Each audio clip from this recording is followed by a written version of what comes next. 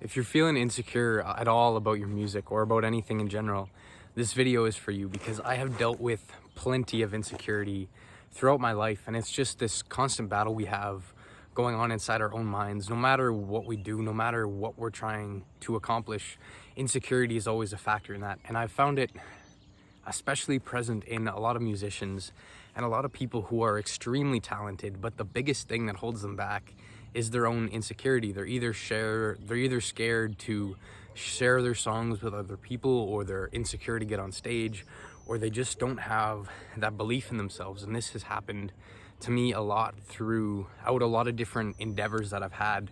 And before I get into music, I want to just talk a little bit about the way insecurity really affected me when I played basketball. Because going through middle school and the start of high school, the biggest thing and the thing that was most important to me was being a good basketball player. I put 100% of my time into becoming the best basketball player that I could possibly be. And the thing was, I worked extremely hard, but overall in general, I was still a very insecure person. Like, I wasn't really confident at all. So that reflected when I got onto the court. The reason I worked so hard was because I was insecure and I didn't feel like I had a lot of other stuff to do and a lot of people to spend my time with. So I put all that energy into basketball. But what happened was, when I was actually in games, I was scared to make a mistake and I didn't trust the training I'd do.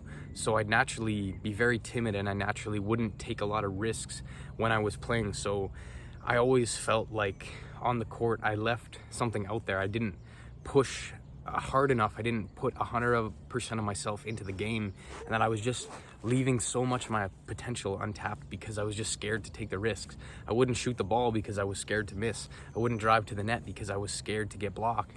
And it wasn't necessarily I was scared of the outcome of those things in the game. I was scared what people would think of me if I got blocked. I was scared to fail so that I held my own self back. It wasn't even the other team that was playing the best defense on me. It was myself, simply because I'd overthink too much about what was going on the court. And eventually, as I started to work on my mental health and my confidence in general, I overcame this, and I just not necessarily overcame it instantly, but I just realized how to deal with it and understand that there's going to be times where you're always going to feel insecure, but you have to be willing to push through them and try strategies to overcome them. And in terms of music, this is where I really felt like I had an outlet for my insecurity, because doing a lot of things like playing drums or playing guitar, I didn't really ever feel a sense of insecurity when I was going to play on stage. I was always nervous, but it felt like it naturally came easier for me to get up on stage and play drums especially, in terms of performing. And I wasn't necessarily super insecure about it because I knew that I put in the work and I could just go do it. But the thing that where insecurity really started to creep in when I was starting to release original music and I was starting to post content like this, and the first couple songs that I put out weren't really all that great. And I kind of knew it at the time, but I'm like, this is the attitude I had towards it was, this is where I'm at this point in my musical journey, so I'm gonna put this out. Because yes, I'm not 100% satisfied with it, but you gotta start somewhere. And I'd always feel like really nervous when people would play it, or when people would ask me what my favorite song was that I'd made off that album. I just completely shut it down because I didn't want to talk about it. I didn't want people to play it.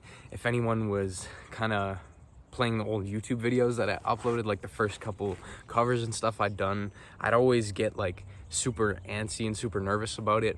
And I didn't know how to deal with this. I wondered why I was always so insecure and so nervous and just didn't want people to play my stuff, because as a musician you naturally want people to play your stuff. That's why we write songs, or at least for me, I want other people to enjoy them.